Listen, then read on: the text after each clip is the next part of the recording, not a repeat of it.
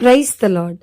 ఈరోజు వాక్య భాగం యెహోషువ గ్రంథం 8వ అధ్యాయం 18వ వచనం. అప్పుడు యెహోవా యెహోషువతో ఇట్లనెను, నీవు చేత పట్టుకొనిన ఈటెను హాయి వైపుగా చాపుము, పట్టణమును నీ చేతికి అప్పగింతును. అంతటి యెహోషువ తన చేతనున్న ఈటెను ఆ పట్టణం వైపు చాపెను. ఈరోజు ఈ వాక్య భాగం ద్వారా దేవుడు మనతో మాట్లాడుతూ ఉన్నారు. ఆఫ్టర్ ద డెత్ ఆఫ్ మోషే గారు చనిపోయిన తర్వాత కనాన్ వైపుగా ఇశ్రాయేలీల యొక్క నాయకుడిగా ఉండి నడిపిస్తుంది యెహోషువ గారు. సో వీళ్ళ మార్గంలో హాయి అనే ఒక చిన్న పట్టణాన్ని ఎదుర్కోవాల్సి వచ్చినప్పుడు ఆకాను చేసిన పాపాన్ని బట్టి తన గుడారంలో వెండిని, బంగారాన్ని, షీనారు వస్త్రాన్ని తీసుకొచ్చి దాయడాన్ని బట్టి మరి ఇశ్రాయేలీలు హాయి ప్రజలు ఎదుట నిలవలేక యోధులు, బలాఢ్యులైన వారు చనిపోవడం మనం చూస్తాం. సో మరలా అదే హాయి పట్టణం మీదకి ఒకసారి ఎక్కడైతే ఓడిపోయారో, ఎక్కడైతే హాయి ప్రజలు ఎదుట నిలవలేక ఇశ్రాయేలీలు పారిపోయి వచ్చారో, ఇప్పుడు సేమ్ మరలా అదే పట్టణం మీదకి యుద్ధానికి వెళ్ళబోతున్నారు.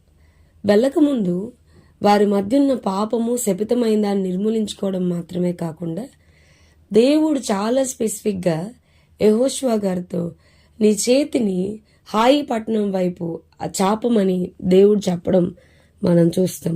నీ చేత పట్టుకొనిన ఈటను హాయి వైపుగా చాపము, ఆ పట్టణాన్ని నీకు అప్పగిస్తాను అని దేవుడు మాట్లాడడం మనం చూస్తాం.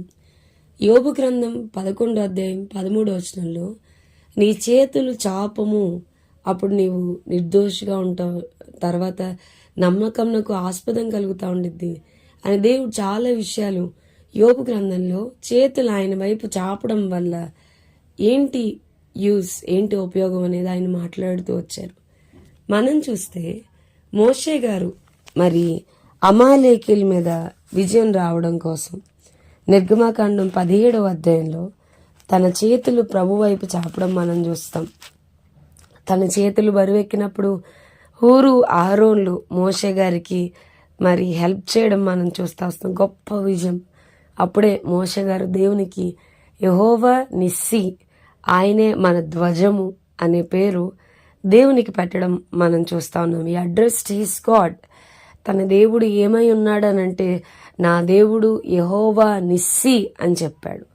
తర్వాత సేమ్ అదే విధంగా యెహోషువ గారు కూడా ఏ స్థలంలో అయితే ఓడిపోయారో మరలా అక్కడే ఒక గొప్ప ఘన విజయం వచ్చినట్లుగా ఆ పట్టణం వైపు తన చేతిని చాపడం మనం చూస్తూ ఉన్నాం.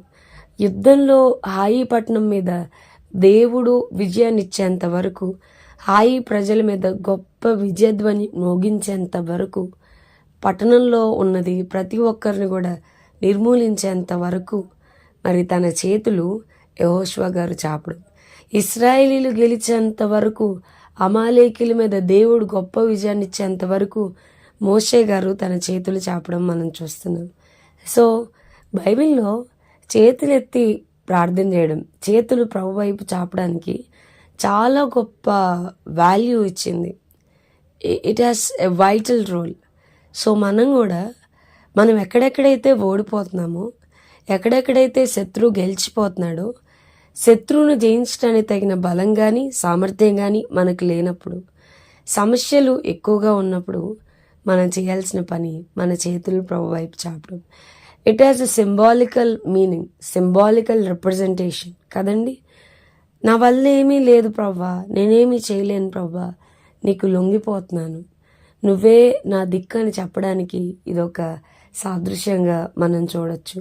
సో ఎప్పుడైతే యెహోషువ గారు తన చేతులు చాపారో యుద్ధం జరుగుతున్నంతసేపు దేవుడు చాలా గొప్ప విజయాన్ని ఇవ్వడం. మోషే గారి టైంలో కూడా ఆయన చేతులు పైకెత్తినప్పుడు ఇశ్రాయేలీలు గెలవడం, చేతులు దింపినప్పుడు అమాలేకీలు గెలవడం మనం చూస్తున్నాం. సో ప్రియమైన వారలారా, మన చేతులకు యుద్ధము చేయ నేర్పువాడు ఆయనే అని వాక్యం చెప్తుంది. దాని అర్థం ఏంటో తెలుసా? ప్రభు వైపు మన చేతులు చాపడం. సామెతల గ్రంథం 31వ అధ్యాయంలో ఆమె తన నడికట్టును బలపరుచుకొని తన చేతులతో బలముగా పనిచేయనంటే బాగా అంట్లు తోమేసి, బాగా బట్టలు ఉతికేసి, బాగా ఇల్లంతా నీట్గా పెట్టేసి ఇది మాత్రమేనంటే కాదు. తన కుటుంబ పరిస్థితులన్నీ పరిష్కరించి తన కుటుంబం మీద మోయబడిన రక్షణ ద్వారాన్ని తెరవగలిగి ఆమె ఇంటి వారందరూ రక్తవర్ణపు వస్త్రములు ధరించిన వారు వారికి కలుగుతుందేమోనన్న భయం ఆమెకు ఉండదని చెప్తుంది. సో ప్రభు వైపు మన చేతులు చాపి గొప్ప విజయాలు మనం చూచుదుము గాక. ప్రార్థన చేసుకుందాం. ప్రభు, ఈరోజు వాక్య భాగం ద్వారా మీరు మాతో మాట్లాడినందుకు వందనాలు. వాక్యం విన్న మా ప్రియులైన వారిని అందరినీ దీవించి ఆశీర్వదించమని యేసు నామమున అడిగి వేడుకొంచున్నాం తండ్రి. Amen. God bless you and have a blessed day.